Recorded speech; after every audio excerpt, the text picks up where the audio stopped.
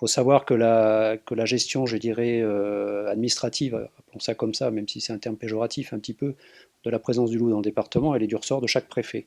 Donc chaque préfet prend dans son territoire, en fonction du contexte local, des problématiques qui lui sont propres, les mesures qui s'imposent. Donc dans le département du Haut-Rhin, jusqu'à présent, la position de l'administration par rapport à la gestion du loup, et donc la DDT avec le préfet, c'était de considérer que ce n'était pas encore un sujet suffisamment comment dire, installé, prendre un terme un peu entre guillemets, pour justifier des mesures particulières. Ce que je regrette un petit peu, c'est que dans le département du Haut-Rhin, on a mis beaucoup plus de temps à reconnaître la présence du loup par rapport au département voisin des Vosges.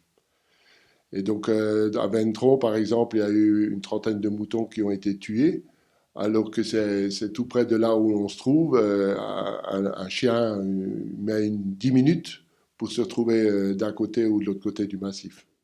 Le préfet du Haut-Rhin vient de prendre la décision d'installer un groupe de pilotage technique sur la question de la présence du loup, de manière à mieux cerner, je dirais, la présence physique et territoriale de cette espèce et les problématiques que cette espèce pose avec, par rapport à la cohabitation des autres activités économiques.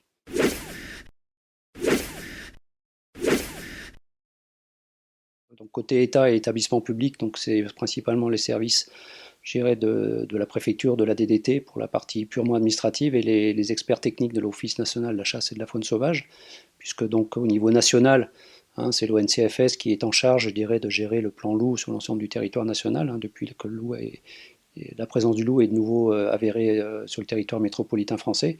Et après, il y a toute la partie, je dirais, un deuxième étage, je dirais, de la fusée, qui associera, je dirais, les professionnels du territoire, du domaine du tourisme, les collectivités locales, le monde agricole et l'élevage principalement, et puis les chasseurs également, pour discuter avec eux des moyens les plus efficaces à mettre en œuvre, pour le moment au titre de la prévention, parce que pour le moment, dans le département du Haut-Rhin, nous n'avons pas d'attaque avérée, en tout cas prouvée, de ce prédateur sur les élevages domestiques du département. Donc il est question, dans un premier temps, de voir dans quelle mesure on pourrait effectivement mettre en place des mesures plutôt préventives. On verra bien qui siégera, qui aura la majorité, qui sera invité à ces réunions. J'espère qu'il y aura des hommes du terrain, des hommes qui côtoient, qui peuvent parler, qui ont constaté, qui ont vu le loup dans le massif et puis les dégâts qu'il réalise.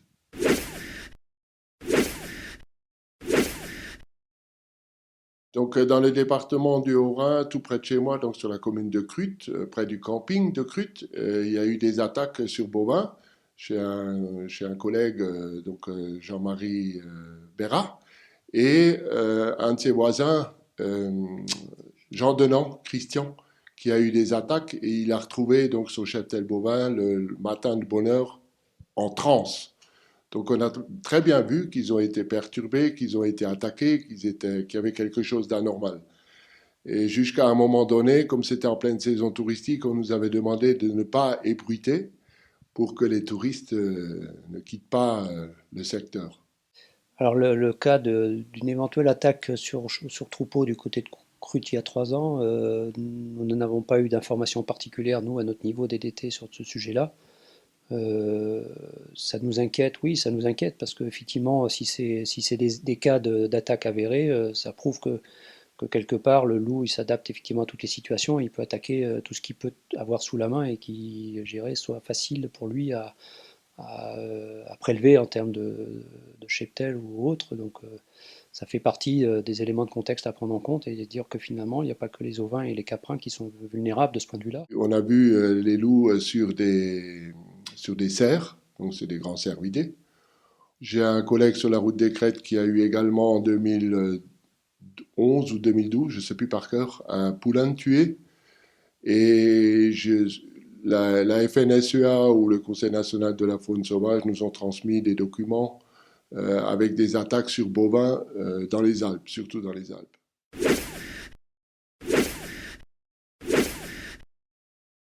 Ce qu'on envisage dans un premier temps, bon, ça c'est au stade des idées qu'on peut avoir, puisque, donc, comme je vous disais tout à l'heure, le groupe technique loup ne s'est pas encore réuni donc formellement pour débattre un petit peu des mesures les plus efficaces, étant entendu que les experts, c'est pas au niveau de la DDT qu'ils se trouvent, mais plutôt à l'Office national de la chasse actuellement.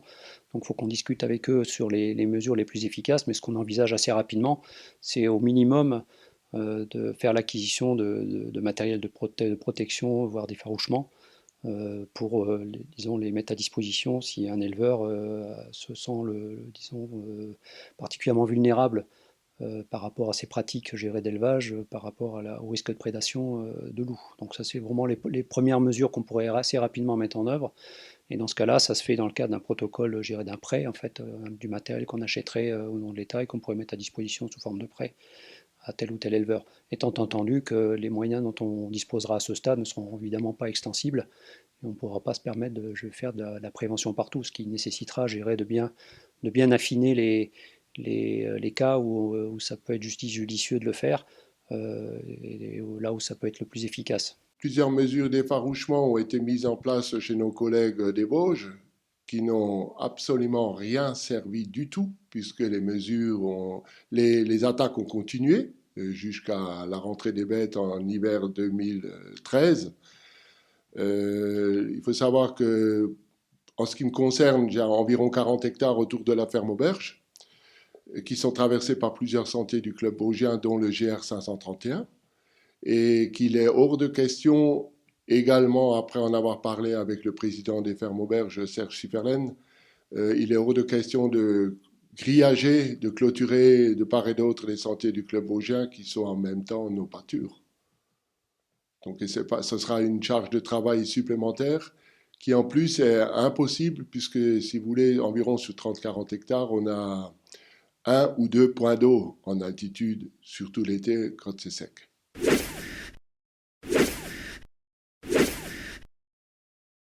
Vous avez des gens qui considèrent que c'est une espèce animale qui a sa raison d'être parmi les autres et qu'il faut protéger de manière absolue, quoi qu'elle fasse, quoi qu'il se passe, et quoi qu'elle provoque comme dégâts vis-à-vis, je dirais, de son environnement à elle. Ah bah, à l'inverse, vous avez des personnes qui considèrent que c'est un animal qui a été éradiqué à une certaine époque de façon totale, que quelque part il y avait une justification pour ça à l'époque où ça a été fait, et qu'il n'y a pas de raison que ça change.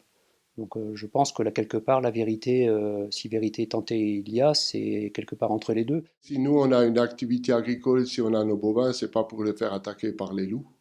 Où est le bien-être de l'animal? On a eu les mesures agri-environnementales qui ont été mises en place pour l'entretien de nos paysages. Les paysages, les pâturages qui sont traversés par les sentiers du club vosgien. Et on a eu des problèmes avec le labour par les sangliers. C'est pas pour avoir encore un deuxième prédateur, le loup, qui nous compliquera encore plus la vie. Parce que d'un côté, on a des aides pour l'entretien, pour l'ouverture, et d'un autre côté, on nous implante le loup qui n'a pas du tout sa place dans le massif des Vosges.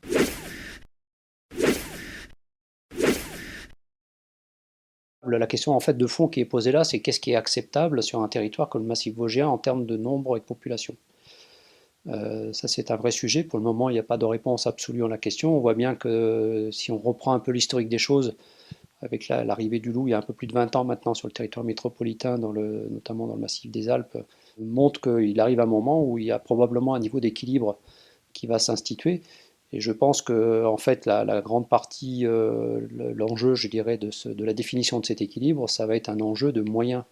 Il est clair que par les temps qui courent, je dirais, les moyens ne sont pas extensibles, y compris côté État pour accompagner, gérer une politique de préservation et de subventionnement ou d'indemnisation. Donc en gros, le nerf de la guerre va être là. Le massif vosgien est tellement peuplé en habitants qu'il y a tellement de secteurs dans le massif, dans les massifs en France qui ne sont pas du tout habités, où le loup aurait tout à fait sa place. Il y aurait même la possibilité dans le massif des Vosges, si vous prenez le gazon Martin, où il n'y a pratiquement aucune activité agricole, où le loup pourrait être clôturé. Si on prend toutes les mesures financières qui sont mises en place dans le massif pour nous protéger, soi-disant, autant le mettre là-haut et comme ça, il sera tranquille et nous aussi. Quand on voit, et j'ai assisté à la Bresse, au carnage du loup sur les moutons, quand on les a ramenés sur un site pour les prélever par les carisseurs, euh, ça nous fait mal au ventre. Je ne supporte pas.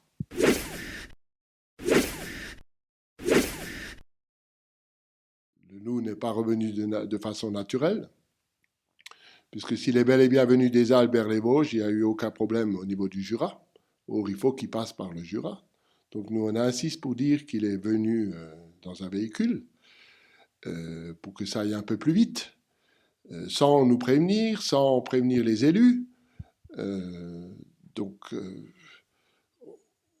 on a vraiment du mal qu'une minorité de personnes envers toute une profession agricole, ou les communes forestières, les chasseurs, qui payent des loyers très importants aux propriétaires pour la chasse, que quelques personnes ou une minorité nous implantent des loups juste pour leur propre plaisir, ça on ne peut pas l'accepter. Alors, on entend effectivement ici ou là parler de réintroduction volontaire alors, de l'espèce loup dans le département des Vosges. Alors là, je m'inscris totalement en faux. Il n'y a jamais eu d'introduction volontaire du loup dans le département, dans le massif des Vosges d'une façon générale. C'est un animal qui a suffisamment, je dirais, de ressources propres pour aller chercher son territoire sans qu'on ait besoin de le réintroduire. Alors peut-être que certains ont imaginé que ce qui s'est passé avec le loup, le constat qu'on a pu faire avec le loup, ça a été ce qui a été fait à une époque avec la réintroduction du lynx, qui est un autre prédateur carnivore, disons, sur le sommet de la pyramide écologique. Et là, pour le coup, il y avait effectivement des réintroductions, je dirais, d'espèces à une époque dans le massif, mais c'est absolument pas le cas du loup.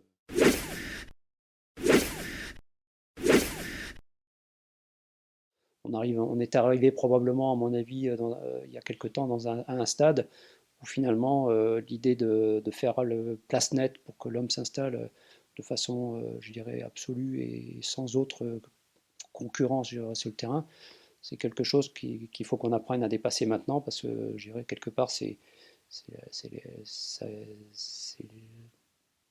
comment dire, l'existence même de l'espèce humaine qui est en cause. Quelque part, il faut apprendre à vivre avec son environnement et ça, c'est un des témoignages, je dirais, peut-être d'une évolution positive dans ce sens-là. Les mesures, pour moi, sont simples. Je rejoins les élus du département des Vosges, pas de loups dans le massif.